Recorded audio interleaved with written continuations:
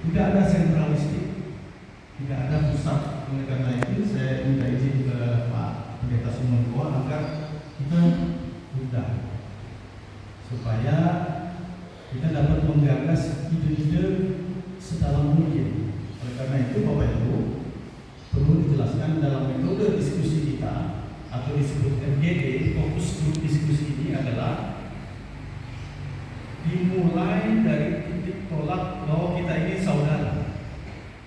Sebagaimana sebuah persaudaraan, maka kita akan menggali sebuah persoalan yang penggalian itu tidak dinilai baik buruknya terlebih dahulu, tapi deskriptif. Tidak ada penilaian baik buruk di awal maupun di akhir, karena akan kontraproduktif. Kita sedang memecahkan sebuah persoalan-persoalan, isu-isu hubungan antar gereja, agar kita menemukan ternyata kita ini begini. Ternyata kita adalah A, B, C, D, dan kita rupanya cara pandang kita keyakinan 1, 2, 3, 4. Dan ternyata kita memiliki pandangan XYZ. Itu yang perlu kita sama-sama, bukan karena saya lebih dari Bapak Ibu izin bukan mengajar, tapi kita berreferensi pada MGD itu sendiri. Dalam mengembangkan sebuah gagasan, kita diminta untuk memperhatikan, mendengarkan. Jika kemudian tidak ada respon itu kita buat tanda dulu. Artinya apa Bapak Ibu? Tentu ada pro kontra, dan itu dalam diskusi pro kontra itu dianggap sebagai perbedaan-perbedaan pandangan yang tidak perlu kita hakimi, tidak perlu kita nilai. Oleh karena itu disebut deskripsi, inilah disebut dengan FGD. Kalau ada penilaian di awal deskripsi, maka persoalan itu tidak keluar. Ini bukan karena saya yang mengatakan, tapi karena memang metode FGD umumnya demikian, menggali sebanyak mungkin isu-isu lokal antar gereja. Kemudian kita berpikir bahwa bagaimana kita sebagai sebuah komunitas persaudaraan mencoba untuk apakah sebuah ada perspektif baru. Kira-kira begitu. Saya yakin Bapak Ibu sudah tahu, hanya ini pengulangan saja, pengulangan dan mengingatkan bahwa begitulah bentuk diskusi kita pada pagi hari ini. Berbeda dengan diskusi militer. Diskusi militer itu satu komando. Apa yang di atas begitu yang di bawah. Jadi tidak ada ruang sedikit ruang untuk karena top down ya. Itu bedanya dengan kita FGD. FGD adalah kita dengan jujur mengemukakan pandangan kita apa adanya, tanpa menghakimi satu dengan yang lain. Oleh karena itu tata tertib tidak perlu saya sebutkan, karena pasti kita sudah tahu bahwa dalam diskusi kita ada kesantunan, kita ada kesopanan, ada perilaku dan sikap-sikap kita satu sama lain.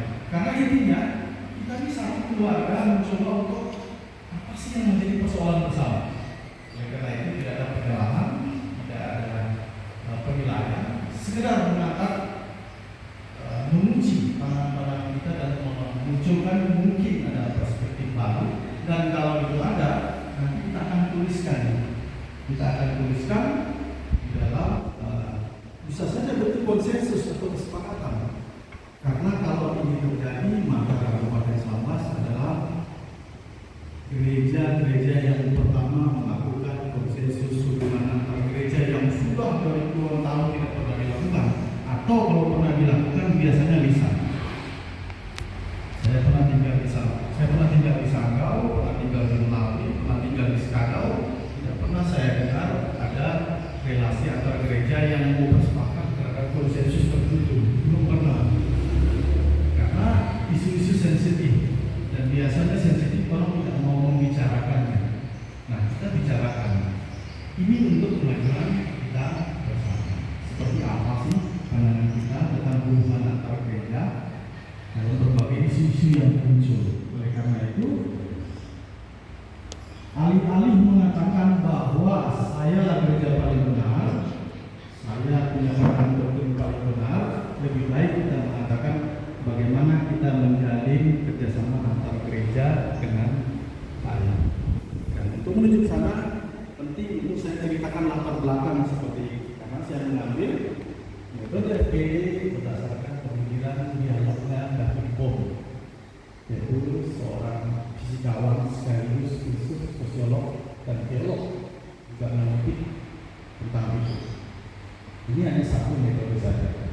Saya pikir ini agar dapat dipahami kita bersama bahwa kita bukan sedang menghakimi satu yang lain. Saya ulangi lagi, saya underline garis bawah supaya diskusi kita maju.